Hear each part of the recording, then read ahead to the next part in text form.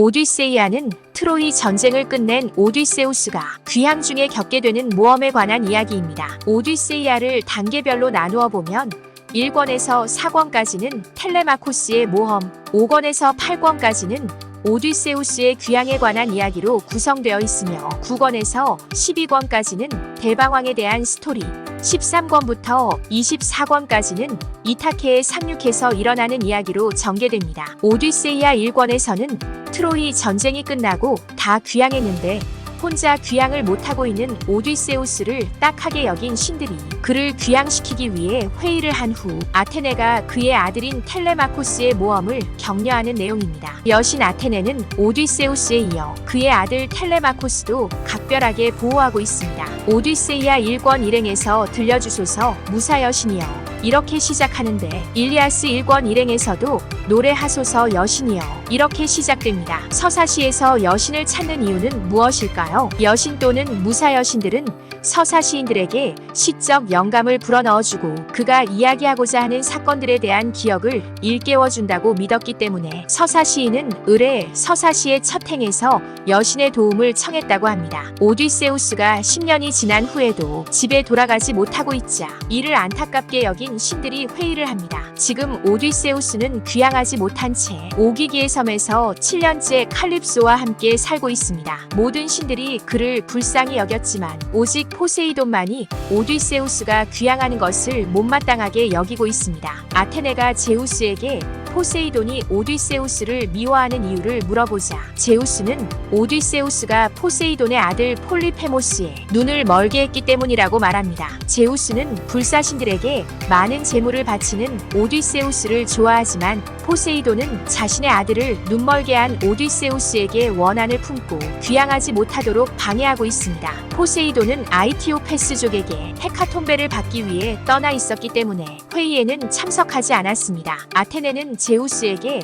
전령 헤르메스를 오기기의 섬으로 보내어 요정 칼립소에게 오디세우스의 귀향을 결정한 신들의 뜻을 전하게 하자고 제안합니다. 한편 아테네는 멘테스의 모습을 하고 텔레마코스 앞에 나타납니다. 텔레마코스는 어디선가 아버지 오디세우스가 나타나 구원자들을 내쫓기를 희망하며 아버지를 그리워하고 있습니다. 텔레마코스는 멘테스의 모습으로 나타난 아테네를 손님으로 모시고 혹시나 아버지의 소식을 들을 수 있을지도 모른다는 기대감으로 접대를 합니다. 멘테스는 자신은 오디세우스의 아버지인 라에르테스 때부터 인연이 있었다고 하면서 오디세우스가 귀향했다는 소식을 듣고 방문했다고 말합니다. 그동안 구원자들의 강요에 못 이겨 기타리스를 연주하며 노래를 불러왔던 가인 페미오스가 노래를 부르고 있습니다. 텔레마코스는 멘테스의 모습을 한 아테네에게 아버지 오디세우스가 죽었다고 믿고 있다고 말하자 아테네는 오디세우스가 아직 살아있으며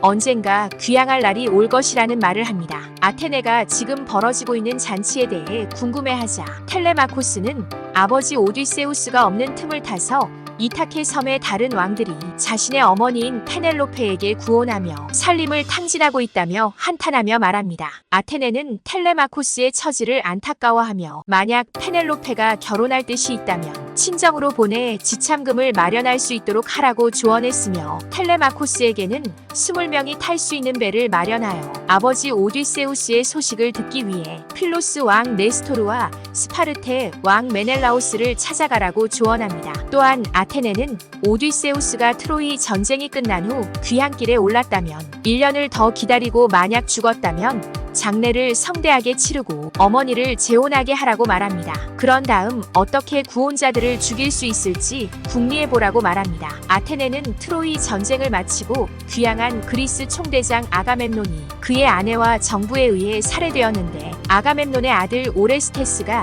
아버지의 복수를 위해 아이기스토스를 죽여 명성을 얻은 이야기를 해주며 텔레마코스에게 용기를 불어넣어줍니다. 전문가인 테미오스가 참혹한 귀향의 노래를 부르자 오디세우스의 아내 페넬로페는 남편이 귀향하지 못한 상황에서 그 노래를 듣는 것을 힘들어합니다. 힘들어하는 어머니를 본 텔레마코스는 용기를 내어 노래를 들어보라고 권합니다. 텔레마코스는 어머니 페넬로페를 2층으로 보낸 후 구원자들에게 자신의 집에서 떠나라고 했으며 그렇지 않으면 제우스에게 기도하여 결단나게 될 것이라고 엄포를 놓습니다. 비아냥거리는 구원자들 앞에서 텔레마코스는 아버지 오디세우스가 자신을 위해 이뤄놓은 것들은 자신이 주인이 될 것이라고 당당하게 말합니다. 텔레마코스의 말을 비아냥거리며 아랑곳하지 않는 구원자들은 저녁이 될 때까지 춤과 노래로 흥겹게 놀다 어두운 밤이 되어서야 잠자리에 들러 각자의 집으로 돌아갑니다. 텔레마코스는 여행에 대해 밤새도록